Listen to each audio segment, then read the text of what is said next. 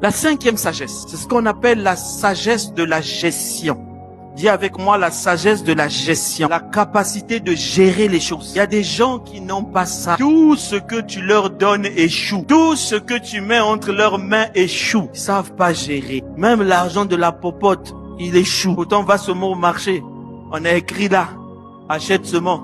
Mais il se trompe. Et ça emmène beaucoup d'échecs. Je vais vous donner une clé. Il y a quelques années, quand Dieu a permis que j'occupe les fonctions que j'occupe aujourd'hui, je lui ai dit, Seigneur, aide-moi à gérer, aide-moi à bien gérer. Je suis un mauvais gestionnaire, Seigneur. Il faut que tu m'aides. Sinon, ça va être grave. Le Seigneur m'a dit, il m'a donné 4 versets. Je vais les lire. Proverbe 11, verset 14. Quand la prudence, c'est un autre mot pour la sagesse. C'est le même mot. Quand la prudence manque, le peuple tombe et le salut se trouve dans le grand nombre de conseils. Deuxième verset qu'il m'a donné, c'est Proverbe 15 au verset 22. Les projets échouent faute d'une assemblée qui délibère. Beaucoup de projets échouent parce qu'il n'y a pas d'assemblée qui délibère.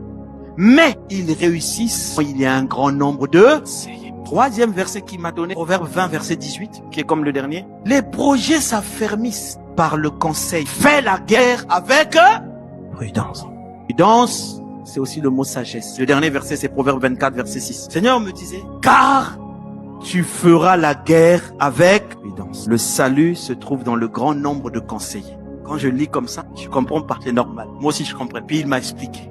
Il m'a dit, le premier verset veut dire quoi? Quand la prudence fait défaut, le peuple tombe. Toute décision que tu vas prendre qui concerne un peuple nombre, concerne l'église, qui concerne l'entreprise en général et qui va toucher beaucoup de gens, il faut que tu cherches le conseil de plusieurs personnes.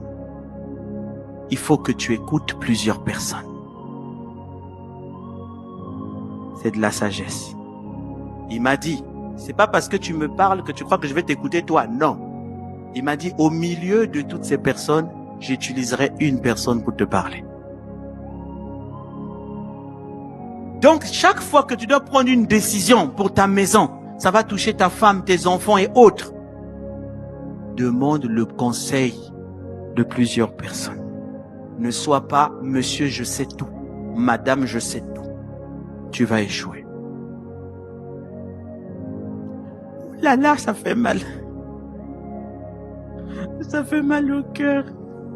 Mais la musique, oh Jésus, oh. Ah Seigneur. Hey Yahweh. Si je savais. Deuxième verset, il m'a dit.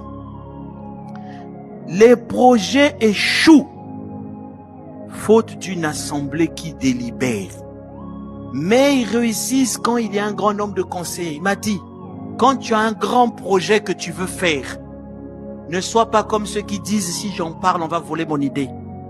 Trouve des personnes sûres, des personnes valables, même des personnes qui ont échoué dans le projet. Va écouter.